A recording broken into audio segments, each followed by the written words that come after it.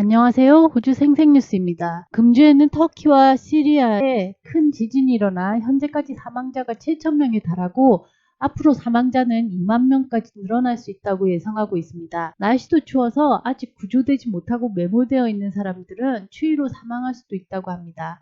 호주 총리 안소니 알바니즈는 지진이 일어난 후에 10밀리언을 구호금으로 보내겠다고 약속을 했습니다. 그 외에도 미국에서는 하늘에 떠다니는 열기구를 격추시키는 일이 있었는데 이 열기구들은 중국에서 보낸 것이라고 합니다. 미국은 이를 스파이 발룬이라 판단하고 격추시켰고 이에 발끈한 중국은 이 열기구들은 기상 관측을 위한 민간용이라며 변명을 하기도 했습니다. 저도 유튜브에 복귀하면서 이 AI를 사용해 봤지만 요즘 AI가 아주 큰 대세입니다. 챗 GPT를 개발한 오픈 AI가 마이크로소프트에 떨어질 걸 고려한 구글과 페이스북 등 이런 다른 테크놀로지 기업들도 재빨리 서비스를 AI에 접목시키고 있습니다. 그럼 금주에 일어나고 있는 호주의 주요 뉴스들 살펴보겠습니다. 이번 주 가장 중요한 뉴스는 뭐니뭐니 해도 호주의 이자율에 관한 뉴스입니다. 올해 처음 열린 호주의 중앙은행 회의에서 예상대로 금리를 25포인트 인상해 3.1%에서 3.35%로 9회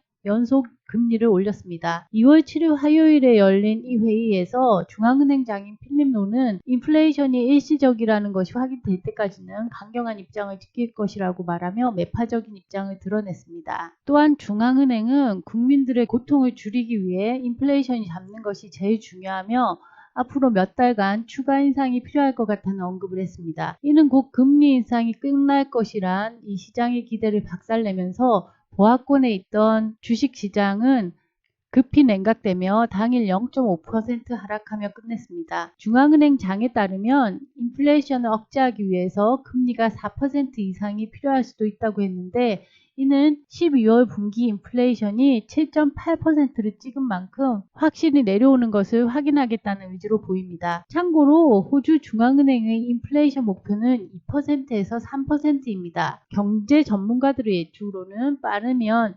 2024년부터 이 인플레이션이 3%대로 접어들 수 있을 것으로 보고 있습니다. 이로써 작년 5월에 집을 사면서 50만 불을 빌렸다면 한 달 대출 이자가 작년에 비해 약 908불 올라가는 셈이며 연간으로는 10,000불이 넘게 이자를 더 내는 꼴이 되었습니다. 다음 뉴스는 뉴질랜드의 새 총리인 크리스 히킨스 총리가 호주를 방문했다는 소식입니다. 뉴질랜드 총리가 바뀐 것은 대부분 아실 텐데요. 새 총리인 크리스 히킨스 총리는 지난 1월 19일 저신다 아덴 총리가 자진 사퇴하면서 새 총리로 취임했습니다. 이 사퇴한 저신다 아덴 전 총리는 5년이 넘는 재임 기간 동안 많은 화제를 몰고 다녔는데 그녀는 최연소 뉴질랜드 여성 총리로 총리가 되고 나서 아이를 가지면서 재임 시절에 출산 휴가를 가기도 했고 모유 수유 때문에 아이를 외교적인 해외 출장에 데리고 가기도 했습니다. 또한 재임 기간에 이 코로나도 겪고 총격전도 겪으면서 더 유명해졌는데 고강도 코로나 대책도 성공했었고 뉴질랜드 총격전이 있을 때는 무슬림 사원에 히잡을 걸치고 가서 위로를 해주었던 것도 관심을 받았습니다. 그런데 떠나야 할 때를 아는 듯 아직 총선이 약 10개월도 남지 않은 상태에서 돌연 자진 사퇴를 했습니다. 이제 가족과 함께 시간을 보내고 현재 파트너와 결혼식도 올릴 것이라고 합니다. 이렇게 저신다 아덴 총리가 물러난 후 새 총리가 된 크리스 힙킨스 총리가 금주 호주를 방문했는데요.